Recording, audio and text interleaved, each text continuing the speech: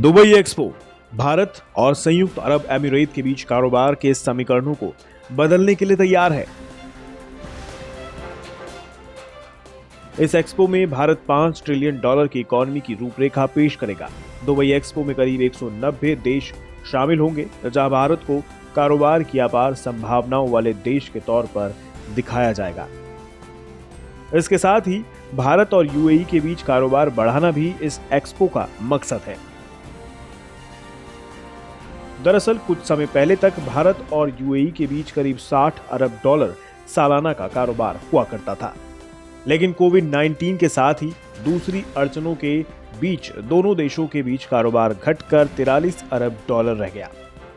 इस एक्सपो के जरिए कोशिश है कि अगले 5 वर्षों में दोनों देशों के बीच कारोबार बढ़कर $100 अरब हो जाए। 1 अक्टूबर को भारतीय पवेलियन का उद्घाटन वाणिज्य मंत्री पीयूष गोयल करेंगे। हालांकि दोनों देशों के बीच कारोबार बढ़ाने की शुरुआत दुबई एक्सपो में पहले ही हो चुकी है।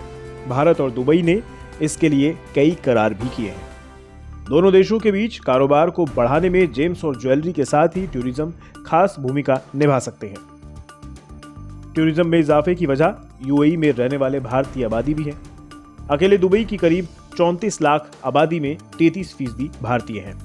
यूएई की कुल 90 लाख की आबादी में से 26 लाख यानी 30% भारतीय हैं। दुबई समेत पूरे यूएई में भारत की स्किल्ड मैन पावर की बहुत ज्यादा डिमांड है। जाहिर है कि इस तरह का मौका भारत की बेरोजगारी की समस्या को भी कम करने का काम कर सकता है। दुबई एक्सपो की तरह भारत में भी इस तरह के एक्सपो आयोजित करके रोजगार के नए मौके पैदा किए जा सकते हैं। इसकी एक मिसाल है सोमवार को ग्रेटर नोएडा में खत्म हुए इंटरनेशनल हॉस्पिटैलिटी एक्सपो 2021। कोरोना में सबसे ज्यादा मायूस रहे हॉस्पिटैलिटी सेक्टर के लिए आयोजित किए गए इस एक्सपो में देश की 8000 छोटी बड़ी कंपनियों ने हिस्सा लिया।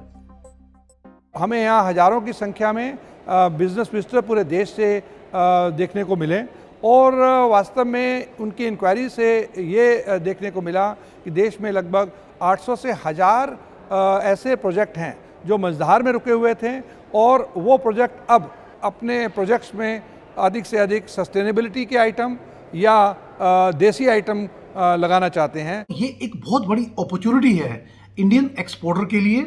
यहाँ पर आए, देखें वर्ल्ड कैसे चेंज हो रहा है और यहाँ पर उनको एक नेटवर्किंग का मौका मिलेगा 200 कंट्रियों से, यानी कि कंट्री चाहे सारे कॉन्टिनेंट से सभी लोग यहाँ पर आ रहे हैं। साफ है कि जिस एक्सपो को दो देश के बीच कारोबार बढ़ाने के तौर पर देखा जा रहा है, उसी तरह से एक्सपो देश के भीतर भी कारोबार को बढ़ाने का काम कर सकता है।